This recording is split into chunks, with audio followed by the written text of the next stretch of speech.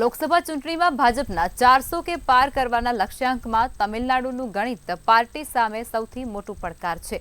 આવી સ્થિતિમાં કચ્છ થીવુ ટાપુને લઈ અને ભાજપનું આક્રમક વલણ જોઈ અને આ મુદ્દો આ ચૂંટણીમાં પ્રભુત્વ મેળવે છે। ત્યારે તમિલનાડુમાં લગભગ 1000 કિલોમીટર લાંબો દરિયા કિનારો છે।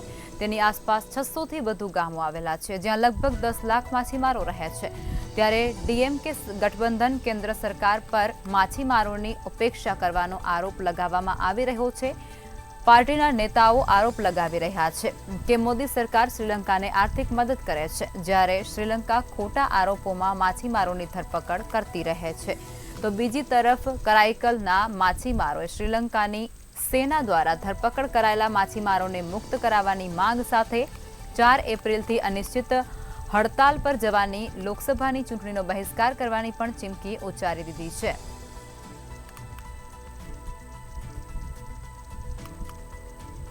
તમિલનાડુમાં ભાજપ સામે સૌથી મોટો પડકાર છે। ત્યાં કોંગ્રેસની સારી એવો પ્રભુત્વ છે, સત્તા છે, ત્યારે હવે ભાજપને ત્યાં લડવું ખૂબ જ અઘરું પડી શકે છે। તેમના દ્વારા 400 પારનું જે સૂત્ર આપ્યું છે તે સૂત્ર તમિલનાડુમાં તેઓને ભારે પડી શકે છે, કારણ કે તમિલનાડુની અંદર ભાજપનો એવો સારો વર્ચસ્વ નથી રહ્યો। ડીએમકેનો માછીમારોનો વિસ્તાર કરવાનો એક ટાર્ગેટ છે। તો આજ મુદ્દે વધુ વિગતો સાથે અમારા સંવાદદાતા રવિ ભાવસાર લાઈવમાં જોડાઈ ચૂક્યા છે। રવિ, જે પ્રમાણે 400 પારનું સૂત્ર આપવામાં આવ્યું છે, શું લાગે છે તમિલનાડુમાં તે સાર્થક થશે? બિલકુલથી જો વાત કરવામાં આવે તો જે પ્રમાણે ભારતીય જનતા પાર્ટી દ્વારા 2024 લોકસભા ઇલેક્શનને લઈને જે સૂત્ર આપવામાં આવ્યું છે કે અબકી બાર 400 કે પાર, તેને લઈને નરેન્દ્ર મોદી દ્વારા જે સાઉથના જે રાજ્યો છે તે સાઉથના રાજ્યોમાં વધારેમાં વધારે મહેનત કરવાની જે કાર્યકર્તાઓ છે, જે અધિકારીઓ છે અથવા તો જે મંત્રીઓ છે તેમને સૂચના આપી દીધી છે। જો વાત કરવામાં આવે તો જે પ્રમાણે સાઉથનો જે દરિયા કિનારાનો વિસ્તાર છે, એટલે કહી શકાય કે તમિલનાડુ, બંગાળ અને કર્ણાટક જે વિસ્તાર છે તે સૌથી મોટો દરિયા કિનારાનો વિસ્તાર છે।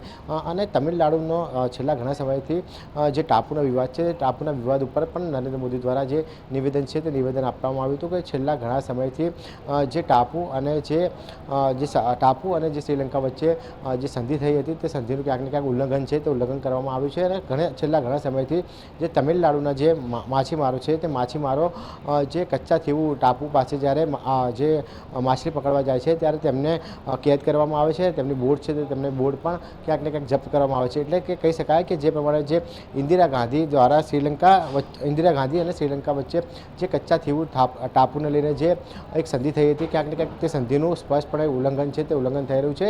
અને તેના મુદ્દે જ ક્યાંક ને ક્યાંક જે સાઉથનો જે વિસ્તાર છે તે સાઉથના વિસ્તારમાં તે મુદ્દો છે તે મુદ્દો ઉછાળવામાં આવ્યો છે। જો વાત કરવામાં આવે તો વિદેશ મંત્રી એસ જયશંકર દ્વારા પણ કહેવામાં આવ્યું હતું કે જે ટાપુ છે તે ટાપુને લઈને ઘણી વખત જે તમિલનાડુ છે, કર્ણાટક છે, ત્યાંના માછીમારો જ્યારે ટાપુમાં જ્યારે જાય છે ત્યાં આગળ માછીમારી કરવા, ત્યારે તે લોકોને જે કચ્છા થીવુ ટાપુ છે અથવા તો શ્રીલંકાની જે પોલીસ છે તેમને દ્વારા ઝડપી પાડવામાં આવે છે, ક્યાંક ને ક્યાંક તેમને જેલમાં મોકલી દેવામાં આવે છે। તેમની બોટ છે તે બોટ પણ જપ્ત કરી દેવામાં આવે છે। એટલે કે કહી શકાય કે ક્યાંક ને ક્યાંક જો ભારતીય જનતા પાર્ટીની સરકાર બને છે તો કચ્છા થીવુ જે ટાપુ છે તેની જે સંધિ છે તે સંધિમાં ક્યાંક ને ક્યાંક સુધારો છે તે સુધારો કરવા માટે શ્રીલંકા ઉપર પણ પ્રેશર છે તે પ્રેશર બનાવવામાં આવશે। જી રવિ, જે પ્રમાણે ભાજપના સ્ટાર પ્રચારક છે ત્યારે વડાપ્રધાન મોદી અને તેઓ પણ અત્યારે ચૂંટણી પ્રચારમાં લાગી ચૂક્યા છે। પ્રચંડ ચૂંટણી પ્રચાર હવે શરૂ થઈ ચૂક્યો છે, તેની અસર તમિલનાડુમાં જોવા મળશે તમારા મત મુજબ?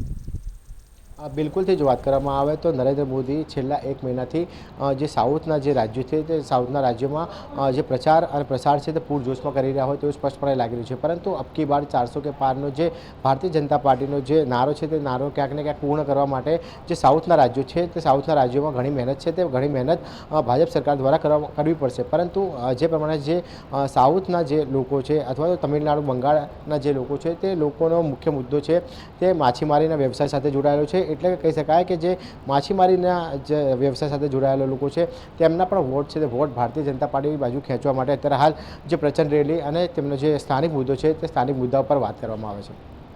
જી રવિ, તમામ વિગત સાથે જોડાયા તે બદલ આભાર।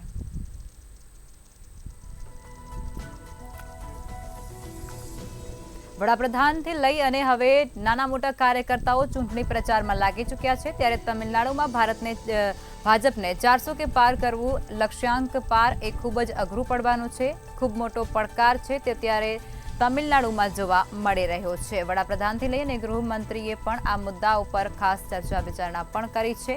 ત્યારે ભાજપ કચ્છ દીવ ટાપુને લઈ અને અત્યારે વિવાદમાં તમિલનાડુની અંદર ઘેરાઈ ચૂક્યો છે। તમિલનાડુના લોકો તેમના પર વિશ્વાસ મૂકે છે કે શું તે પણ હવે ચૂંટણીમાં જોવા મળશે।